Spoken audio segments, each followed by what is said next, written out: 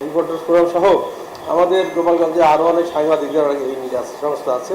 হ্যাঁ, তারা যদি চায় আমাকে এরকম যাইতে, আমি সেখানেও যাব।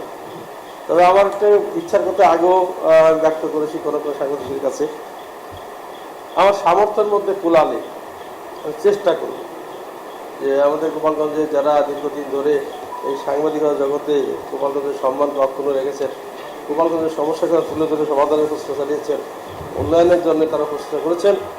তো এরা যদি একটু এক সূত্রে এক ছাতার নিচে আসতে পারত, তাহলে বোধ হয় এই গতিটা আরও বৃদ্ধি পেত। তো সেটা আমার সামর্থ্যের মধ্যে যদি সম্ভব হয় আমি সে চেষ্টাটি করবো। তাহলে সাংবাদিকরা যেন সম্মানিত হবেন, আমাদের গোপালগঞ্জ জেলাও তেমনি অগ্রসর হবে এবং আরও সমৃদ্ধি পাবে, সুনামও বৃদ্ধি পাবে। সেটা আমি আরেকটু পরেই পর্যায়ক্রমে বিভিন্ন ইউনিটের সাথে আলাপ করে তাদের মতামত সাপেক্ষেই উদ্যোগটি গ্রহণ করার চেষ্টা করব। সেটা আমি এর আগেও কয়েকজন সাংবাদিকের সাথে শেয়ার করেছি।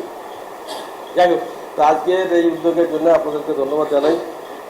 আমার এই জেলা পরিষদ প্রশাসনের যে দায়িত্বভার এসেছে, আপনারা জানেন জেলা পরিষদের আর্থিক সামর্থ্য খুব কম, এটা অন্য অন্য জেলার মতো খুব ব্যাপক না। এখানে রাজস্ব কালেকশন যেটা হওয়ার কথা তাও অনেকাংশে বিঘ্নিত হচ্ছে, যেহেতু রাজস্ব আয় হয় হলো জেলা পরিষদের সম্পত্তি থেকে। এই সম্পত্তি অনেকাংশে বিহাত হয়ে গেছে, অনেকটা বিতর্কিত অবস্থায় আছে, অনেকেই সঠিক রেভিনিউ দেয় না। যেমন আমাকে গত পরশু দিনই আমাদের একজন রাজনৈতিক নেতা আমাকে ফোন করে অনেক দিয়েছে, ছবিও দিয়েছে যে কোটালীপাড়া একটা অনেক পুরানো খাল, সেই খালের মধ্যে পাইলিং করে জনৈক ব্যক্তি বিল্ডিং করার চেষ্টা করতেছে। তো আমি সাথে সাথে আমার জেলা পরিষদ অফিস থেকে অবহিত করার পরে উনি সেখানে গিয়ে বাধা দিয়েছেন এবং সেটা করতে দেয়নি। তো এইভাবে অনেকেই জেলা পরিষদের সম্পত্তিকে নিজে গ্রাস করার চেষ্টা করতেছে এবং সে কারণে জেলা পরিষদের আয় কমে আসতেছে। তো আমি চেষ্টা করবো এক্ষেত্রে সাংবাদিকের বিশেষ সহায়তা রাখবো। এই যে দখলে যে সম্পত্তি পুনরুদ্ধার করা বা বিতর্কিতভাবে কেউ কোনো কাজ করলে সেটাকে প্রতিহত করা, এ ব্যাপারে আমি সাংবাদিকদের আন্তরিক সহযোগিতা চাই, সমর্থন চাই।